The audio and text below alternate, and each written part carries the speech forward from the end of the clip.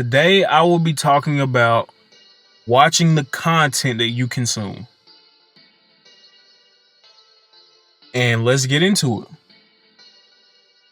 The biggest reason why you should watch the content you consume is because it can make you want things that ain't even for you. And it can deteriorate you if you're a goal-driven person and you don't reach that goal, because it's almost like impossible to, because it ain't for you. And you forcing it, and you keep forcing it, you basically trying to force a square into the triangle hole. Just like that Einstein quote. I actually might change the title of this video to that. If you judge a fish by its ability to walk, it will go through its life believing that it's stupid. That's what social media tells people to do. Instagram is the worst. TikTok is kind of like humble bragging. Facebook is like bragging regardless. And that's kind of like one of the mentalities that once you shed light on it, you'll see how stupid it is. Like, for example, me, I'm a big dude, right? Personally, I like to do cardio. I like the cardio exercises. I don't care to lift weights. I haven't been in the gym in a long time, but that's besides the point. If I were to X out, if I were to exercise, I 100% would rather jog than go lift weights. Like, I will 100% do that. That's just something that I really like to do. I don't even do cardio for exercise. My favorite thing, or my favorite superpower, is to fly. So when I'm running, I feel like I'm flying. When I'm swimming, I feel like I'm flying. It's just, I don't know. I just really always wanted to be able to fly and like kind of have a teleport thing, because flying and being able to teleport is kind of like related. But anyway, favorite superpower is to fly. Oh my goodness, that'd be awesome. With social media, with all of this stuff going on, you're over here literally working, putting in the time, putting in the progress or something, and you have other people trying to make you feel like you did nothing. And it's whack. You're over here stressing yourself out, belittling yourself, making yourself depressed and not even want to work towards what you were already building, just because it ain't what somebody already did. And I'm gonna be real with you. I wish there was somebody that would talk about how much nepotism is going on. These folks' parents be setting them up so graciously, and they over here acting like they got it for real. And they want you to think that. It's like I ain't trying to throw no shade, but look at the mediocrity in content these days compared to like YouTube in like 2011, before they merged with Google. That's when YouTube was in its prime. Before YouTube merged with Google, that's when YouTube was in its prime. There wasn't no reactions. There was literal different content creators, and they all were different, and they never reacted. Think about it. Now, you see people becoming millionaires off of literally watching other people's content. Now, granted, movie reactions, I would actually watch that. Or TV show reactions, I would actually watch that. Shout out to Christology. But I'm saying, like, there's just content that could literally make you feel invalidated because it's not what it's because you're not at that level of them, and they could have got it literally not even without even trying. And it sucks because you don't see the heights of what you could really have. You're seeing what somebody got in the short term. And you know, I would advise to like keep pushing through that. And I'm even talking to myself. And I can apply this to real life. I've seen people who would mock God, who would just be trash. And I'm over here struggling. And I mean struggling. And I'm over here like, God, like, hey, yo, like, you know what I'm saying? But now I'm like, I'm glad I went through that because it showed me what I got has way more of a foundation than what that person had temporarily. It ain't no competition, but I'm just saying that strengthened my relationship with the Most High. That person looked like a complete buffoon. There's no comparison. And that's what I'm saying. Watch the content you consume, because all you're going to do is make yourself mad about something that you don't even need. And it's sad that like there is so competitive out here, because it ain't that's the problem.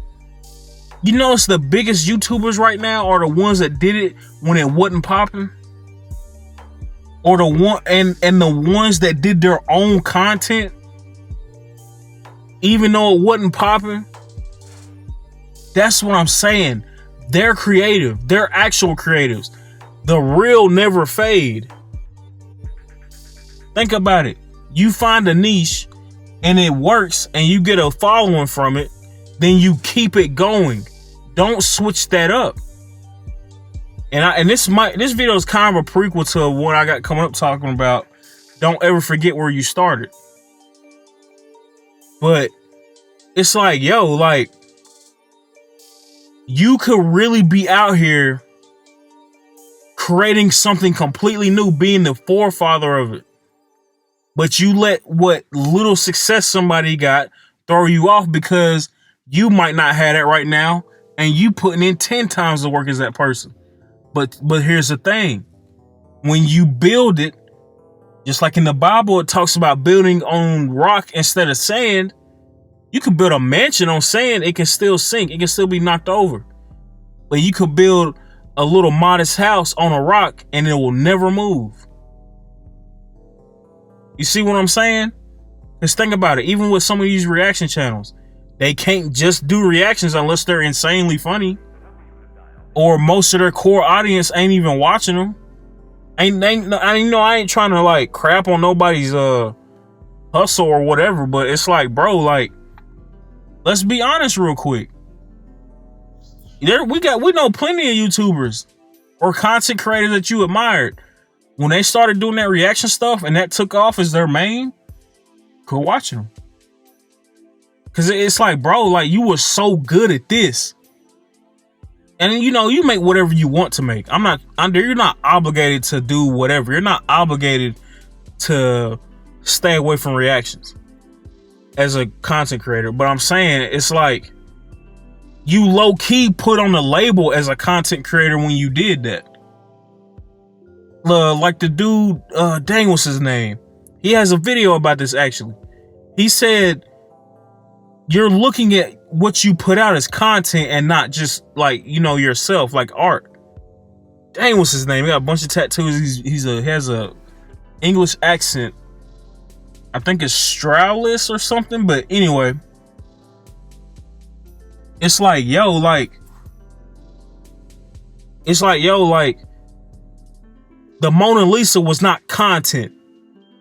The Sistine Chapel was not content. The Renaissance era was not just content. Like, it was art. And it was your own art. And it was meant to be appreciated. And it's sad that there's such an oversaturation now that we look at something as content and it can be worth $1 million. It can literally change your life just by consuming it. and it can make you shed tears. I've never seen a piece of art that made me shed tears, but I've seen like movies that have made and animes that have made me shed tears, and I'll never forget them moments. And you think that the fact that there were other movies or other animes, you think that made those people stop? No. How many of y'all have seen Your Lie in April? If you don't cry watching that, you are soulless. I don't care who you are. If you watch Your Lie in April and you don't cry at the end of it, you're soulless. If you watch Made in Abyss after the first season at the very end and you don't cry, you're soulless. I didn't even want to watch the movie because that junk was rough. Like, I didn't watch that movie. I know the story of it though, but I'm not watching that movie. I don't even want to watch the movie. That movie been out for some years now, but I'm not watching that movie. It's too much to handle. That movie, The Help. When the old woman got fired, that junk broke me. That junk broke me. That woman played that role so good. That junk broke me. That's the first movie I ever cried at. And it was that part. That junk hit like a ton of bricks. But I'm saying, I remember that because I felt something. It had replay value. You know what I'm saying? It had me feeling like I was actually in that situation. And my point is, some of us, including myself, we have that impact and we have that natural drive, or not drive, we have that natural ability to make that type of stuff, but we watch other people do it the easy way and get rewarded, and it makes us feel like we're not doing something right. That's not true. I make music and I'm making these videos. I'm getting more into making music, but I ain't gonna lie, I took a hiatus with it because I felt like I wasn't doing something right compared to the people that get rappers and junk on their beats. It's not true. I'm coming. My next album is gonna be better than my last one because I found my sound. I found a way to do what I wanted to do, and it's only gonna go up from there. I'm not trying to hype myself up, but when I was working on my last beat, I haven't released it. When I was working on my last beat, I struck gold. And I felt so stupid that I didn't find it earlier. But I found a way to get the drum pattern to sound the way I wanted it to, and to be structured the way I wanted it to. I don't care that there are other producers. Like I said, like I talk about the Most High all the time. Elohim. He don't want me to care about what other folks are doing. He want me to focus on him and make that music for him. And that's going to take me where it's going to take me. And I feel led to make these videos, and I feel led to make music. The music one's weird because I kind of let people take that joy away from me. It's almost like the same mentality with the consuming concept, right? But regardless, I'm getting that confidence back with that. And I'm getting my confidence enough to even do these videos. I'm going to put them out. I'm not going to have 2 different channels. I'm going to put this all on this channel. Because screw that. I'm not finna be like, oh, I need to have... No. I'm putting it all on this channel. This is my main channel. I have 2 channels. I have one channel that I had before Google and YouTube were together, that I've been having since like 2010. And, you know, I was just... Yeah, since like 2010. I remember I was in middle school, and that was my OG YouTube account. Then they merged and screwed up everything, and that's just my personal account. And then I had this channel where I do my music and I'm making these videos. But regardless, I'm saying, watch the content you consume, because it can have you out here thinking that you ain't really the next up, and you are, but you let somebody tell you you're not. But this is all my opinion, and thanks for whoever's listening, and I hope that y'all see my perspective. Thank you, and I will see y'all later on the next one. Peace.